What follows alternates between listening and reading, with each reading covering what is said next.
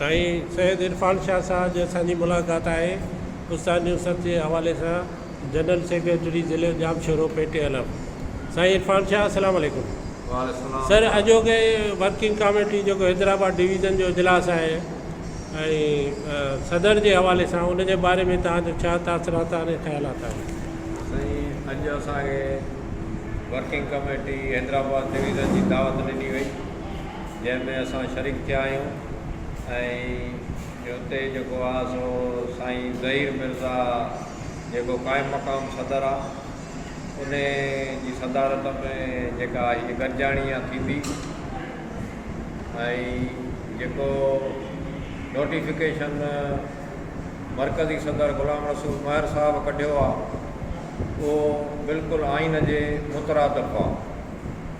आइन खां हटी करे इहो नोटिफिकेशन कढियो वियो आहे जॾहिं त आइन में इहो आहे त जेकॾहिं सदर रिटायर थी वञे या हिन दुनिया मां हलियो वञे त अज़ ख़ुदि ऑटोमेटिक हू सदर थी वेंदो आहे ऐं पोइ हू वर्किंग कमेटी खां तोसी वठंदो आहे।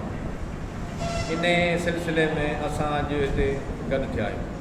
त तव्हां इहो सर ॿुधाइजो त अॼु जेको इजलास थियो आहे उन में तव्हां कंहिंजी हिमायत कंदव?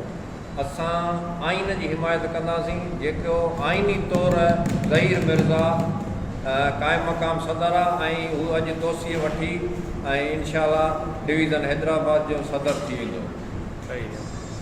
भले हीउ मरकज़ जेको लेटर कढियो आहे उन जे बारे में तव्हांजो छा? मरकज़ जेको लेटर कढियो आहे उनखे मोहतरम ग़ुलाम रसूल महर साहब खे इहो लेटर कढणो कोन हो जंहिं अलाए कंहिंजे चवण ते इहो लेटर कढियो आहे जेको असां उनखे गैर आइनी सम्झूं था ऐं उहो आइन जे ख़िलाफ़ु आहे।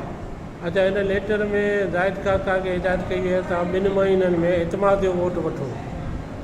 इहो जेका वाढी थींदी आहे माना एतमाद जे वोट में जेकॾहिं हुनखे 13 वोट मिली था वञनि 13 वोट हुनखे घुर्बल हूंदा 13 वोट मिली था वञनि त असां हुनखे सदर तस्लीम कंदासीं।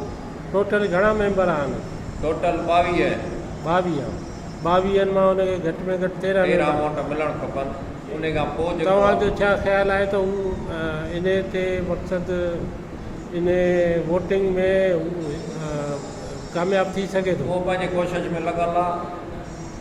उन जी असांखे ख़बर न आहे त केतिरे क़दुरु कामयाबु थी सघे थो। तव्हांजो तजुर्बो छा थो चए त असांजे तजुर्बे मुताबिक़ त कामयाबु ज़हीर मिर्ज़ा थींदो। चलो ठीकु आहे सर, महिरबानी। Thank U. महिरबानी।